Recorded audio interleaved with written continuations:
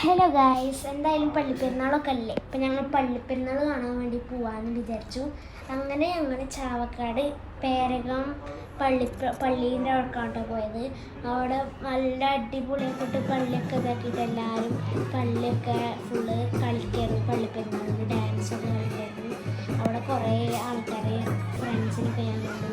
പിന്നെ അവിടെ ഫുൾ നല്ല എനർജറ്റിക് ആയിട്ടാണ് ഡാൻസ് ഉണ്ടായിരുന്നു. പിന്നെ ഡാൻസും ചെണ്ടകൊട്ടലും പടക്കം പൊട്ടലൊക്കെ കണ്ടപ്പോൾ ഞങ്ങൾ അങ്ങോട്ട് പോയി. എന്നിട്ട് അവിടെ നല്ല രസമുണ്ടായിരുന്നു. അവിടെ ഞങ്ങൾ പോയപ്പോൾ ആനനെ കണ്ടു. ആന അവിടെ ഉണ്ടായിരുന്നു. പക്ഷെ ആനനെ കണ്ടപ്പോഴാണ് എനിക്ക് വിഷമമായത്. കാരണം ആ ആനയുടെ ആനനെ കണ്ടു നോക്കിയത് സൂക്ഷിച്ച് നോക്കിയാൽ തന്നെ നമുക്ക് കാണാൻ പറ്റും. ആ ആനയുടെ കണ്ണിൽ നിന്ന് നല്ലപോലെ വെള്ളം വരില്ല. അപ്പോൾ കണ്ടപ്പോൾ നല്ല പാവം. പിന്നെ ആന നല്ല കരച്ചിൽ കരഞ്ഞു.